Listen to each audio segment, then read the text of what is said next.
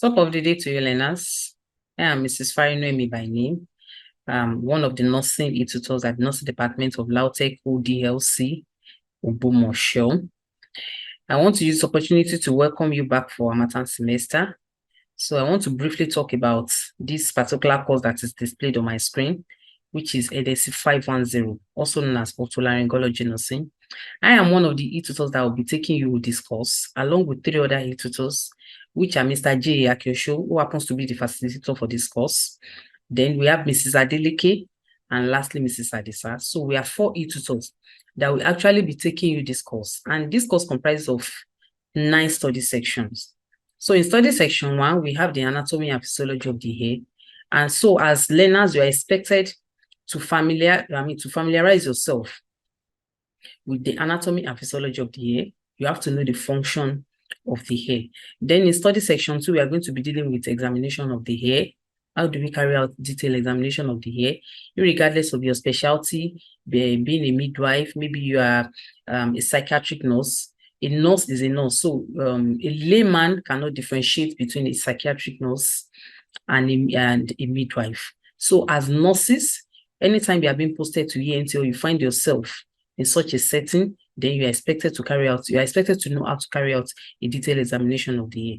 So for study section 3, we are going to be dealing with diseases of the hair, like otitis media. How do we manage it? What are the signs and symptoms? So these are the things you're expected to know. You're expected to know how to manage otitis media. How do you diagnose it? What are signs and symptoms? Then in study section 4, I'm going to be the one to take this study section. We are going to be discussing about hearing loss. So you're expected to know different types of hearing loss that we have. We have the sensorineural, the conductive, the mixed hearing loss. So we are going to be discussing in details when we get to this particular study section. Then for study section 5, we are going to be talking about the anatomy and physiology of the nose. What are the functions of the nose and paranasal sinus? So these are the things that you are expected to know. For study section 6, we'll be dealing with common ENT clinical investigations and examination. What are the investigations that are being carried out in ENT clinic? Then for study section 7, we'll be dealing with diseases of the nose like rhinitis. How do you manage it? What are the signs and symptoms? What are the different kind of causative organisms? Then for study section 8, we're going to be dealing with overview of anatomy and physiology of the throat. What are the disease conditions of the throat? Then lastly, we are going to be dealing with disease condition of the throat. So you're expected to know the functions of the throat. What are the different types of diseases that can affect the throat? Then at the end of each study session, after each study session, we'll be uploading quizzes, assignments, of which we are going to assign a specific period of time for you to complete this assignment. So it is important for you to complete this assignment and quizzes within the specific period of time, because it's going to be closed after that specific period of time.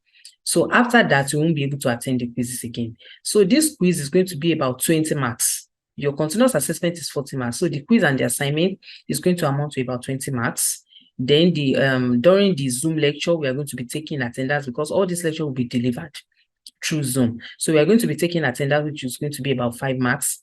Then during the face-to-face facilitation, we expect that you be present, because attendance will be strictly taken, which is going to also be about 5 marks. There will also be a short test, which is going to be about 10 marks. So if you total all this, it's going to amount to about 40 marks, and that is going to be your total mark for the CA. Then the exam is going to be 60 marks.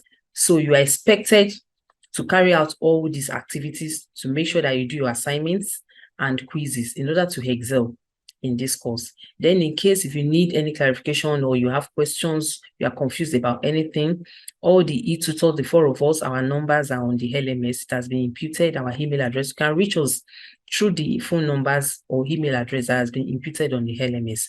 And I wish you success in your academic pursuits. Thank you. Bye.